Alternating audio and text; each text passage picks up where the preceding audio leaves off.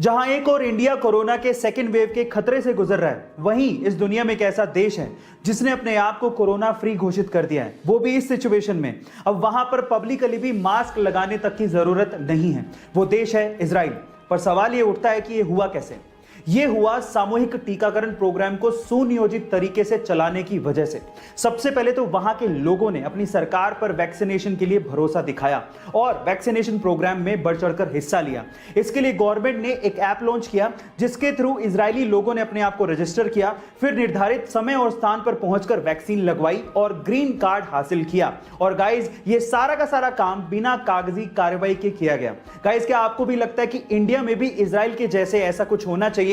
Chat section में जरूर लिखेगा। और 7 साल की उम्र में आपने बच्चों को खिलौनों से खेलते या फिर अपने पेरेंट्स की निगरानी में रहते देखा होगा, लेकिन कनाडा की एक 7 साल की बच्ची है जिसके कारनामे सुन के आप लोग हैरान रह जाओगे। ये 7 साल की बच्ची जिसका नाम रोरी वैन उल्फ है, 80 किलो का वेट उठा के डेड लिफ्टिंग कर सकती है, जो कि बड़े बड़ों के लिए इम्पॉसिबल सा काम होता है। गाइस, मैं आपकी जानकारी के लिए आपको बता दूं कि रोरी इतनी छोटी सी उम्र में 30 केजी वेट लिफ्टिंग चैंपियनशिप में अंडर 11 और अंडर 13 की चैंपियन भी रह चुकी हैं। रोरी के पापा के अनुसार ये पूरे विश्व की 7 साल की सबसे मजबूत महिला है। गाइस, आपको रोरी के बारे में सुन के कैसा लगा, चैट सेक्शन में जरूर लिखेगा।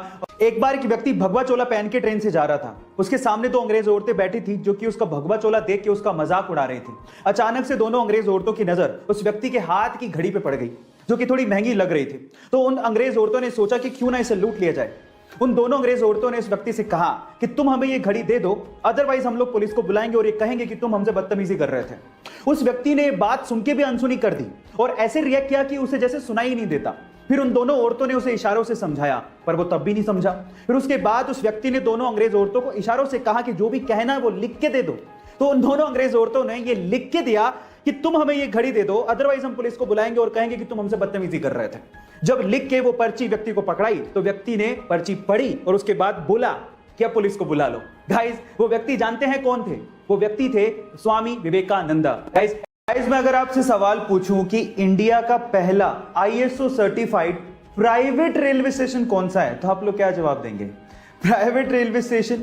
आज तक तो लोगों ने यही सुना था कि रेलवे स्टेशन तो कम से कम गवर्नमेंट के ही होते हैं या फिर गवर्नमेंट ही बनाती है, लेकिन ऐसा नहीं है। इंडिया का पहला ISO सर्टिफाइड रेलवे स्टेशन भी है और वो है मध्य प्रदेश के भोपाल में, और जिसका नाम है हबीबगंज रेलवे स्टेशन। जी हाँ गाइज, याद कर लीजिए, हबीबगंज रेलवे स्टेशन। क्या पता बिग बी के साथ आप हॉट सीट पे बैठे हों और यही सवाल वो आपसे पूछ लें। गाइस, अगर मैं आपसे सवाल पूछूं कि दुनिया का सबसे महंगा पनीर कौन से एनिमल के मिल्क से बनाया जाता है, तो आप लोग क्या जवाब देंगे? मे भी कई लोगों का जवाब अच्छी नस्ल की गाय होगा, किसी का जवाब अच्छी नस्ल की भैंस होगा, किसी ने ऊंट जवाब दिया होगा, किसी ने बकरी जवाब दिया होगा। लेकिन